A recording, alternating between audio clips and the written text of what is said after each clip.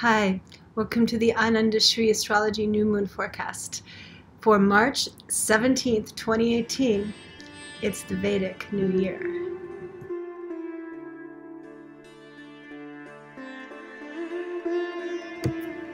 The new moon is approaching, coming up, March 17th. That's Saturday at 6:12 a.m. Pacific time. The waning moon, the time when energy is retreating. The moon is getting smaller and smaller. How are you feeling? So this new moon is a special turning point, a very special new moon in the Vedic calendar, in many Vedic calendars, that is, I guess you could say. The Vedic New Year is celebrated because it is found near the equinox. It's the closest new moon, basically, to the spring equinox here in the Northern Hemisphere. So this new moon is important because Vedic astrologers use it to cast predictive charts for the year. So wherever you're located, you can cast a predictive chart for how your year might look, or charting also the karmas of certain countries by casting a chart for the capital city on this new moon. So this is a time that's very important, a pinnacle point, a fresh new start. It is an auspicious time to begin projects and set intentions. It's also kicking off the spring Navaratri, the 9 nights of the goddess, to bring in the new year with power and victory and protection from the goddess Durga. The name of the Vedic year that we're ending is Hevilambi year. So I wrote about that in my article last year. Hevilambi is a word connected to speed or velocity or intensity, and also to Hevilambi is connected to gold, gems, even like greed. So it's been a powerful year economically of ups and downs and intense growth. But Vilambi suggests there's going to be a slowdown, actually. So not as much bullish activity in the market probably coming up. The new moon is joining exalted Venus and Mercury, which is they're in a wonderful alignment with Jupiter, sort of parivartana, which is sort of like a Saraswati yoga there in some ways.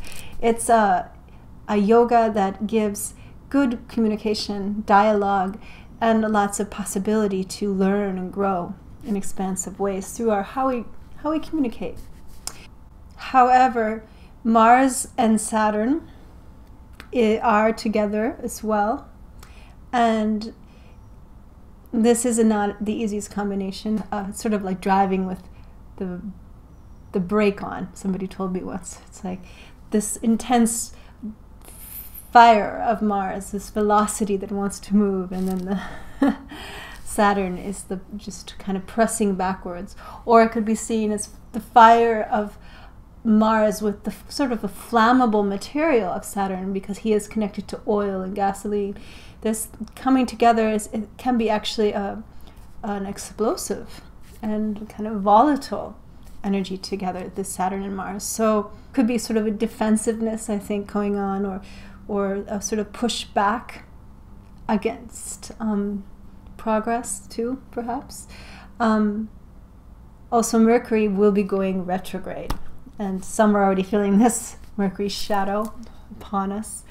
And Mercury is actually going to be in a Yuddha with Venus, meaning that he's going to be so close to Venus around March 18th, it will start the day after the new moon, that the two are actually sort of defeating each other in a planetary war. That's the translation, Graha Yuddha.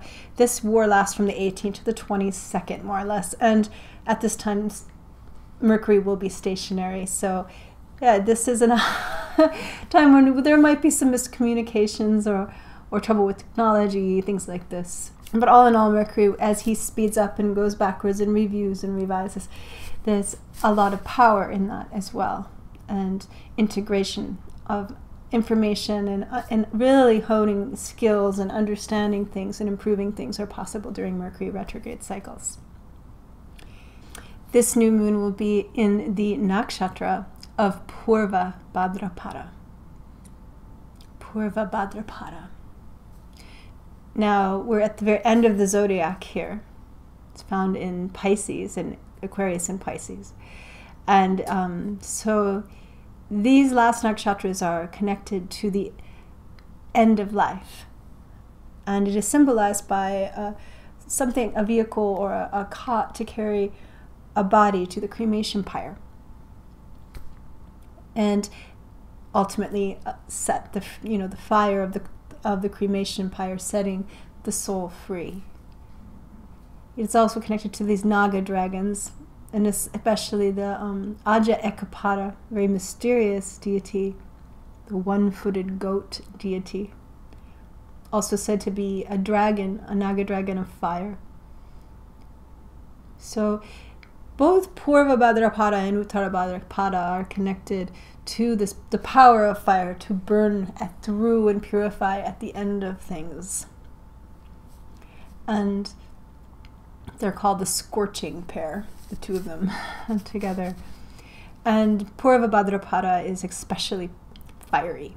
This is a new moon for really taking a look at what it is you want to change in yourself, or listen to others, people too as well, what's going on with them, and really purify that by burning it out, by letting it go, and by reprioritizing also what's really important to you.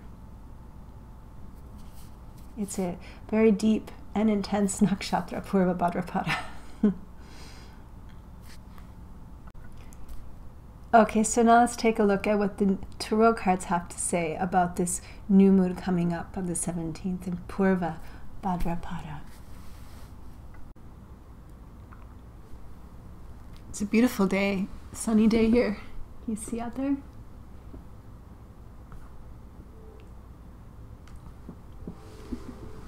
Sunny California. Okay.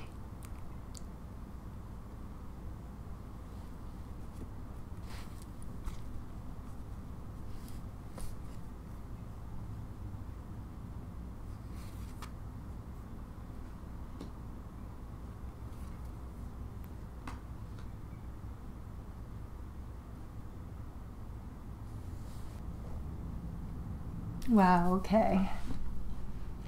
So, the first card for this new moon is the moon card itself. This is the card of Pisces, where we have a lot of the action right now as well. But it is also it's a card of confusion sometimes too. The moon is the subconscious mind.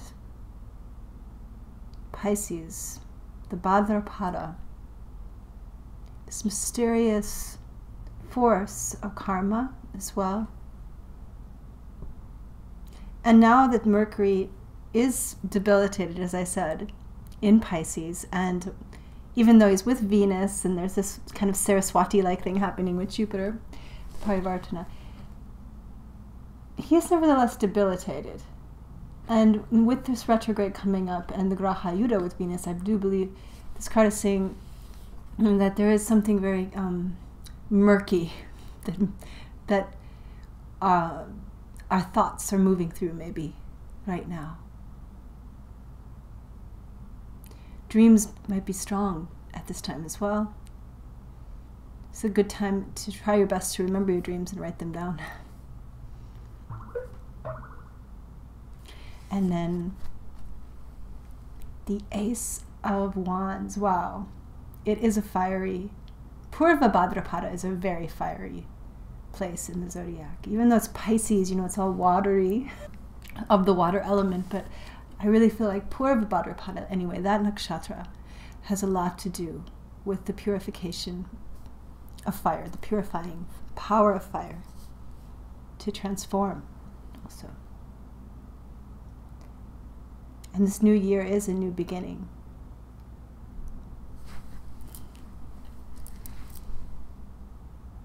Fresh start.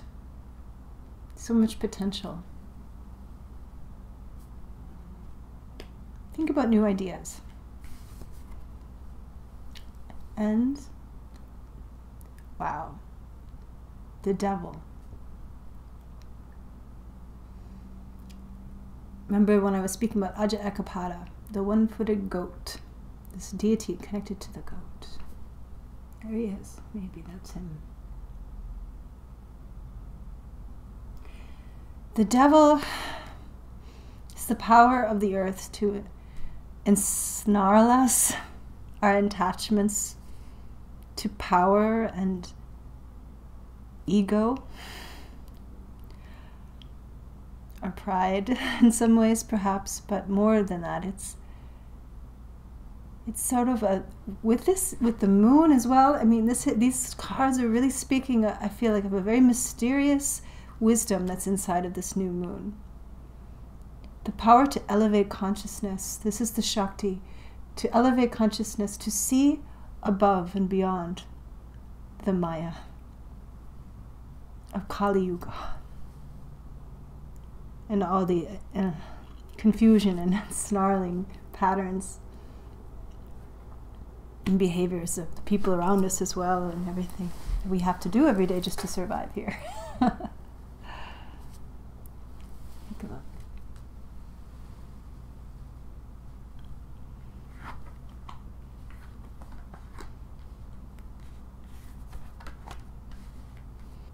so much possibility. The confusion of the mind and the emotions, the murkiness that we sometimes have to swim,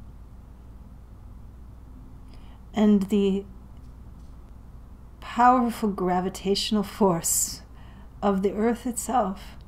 There is an infinite fire that burns within. The soul is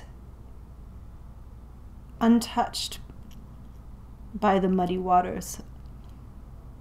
The soul is witness, unaffected by the world and the hunger of the body. Infinite and pure, never changing.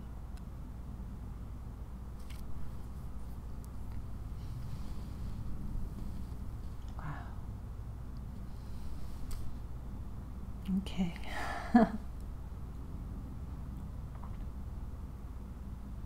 Thank you so much for coming to the Untitled Astrology New Moon forecast for this March. You can book a reading with me one-on-one on Skype, on FaceTime, by phone. Get on my website to book. There's a link right below. I give Vedic Astrology and Tarot readings. And also be sure to subscribe to my newsletter. It's free. And if you haven't already, subscribe to my YouTube channel. Button also is right below, and or somewhere down there. Find it. And have a safe and wonderful new moon, new year coming. And I will see you soon on this full moon coming at the end of the month.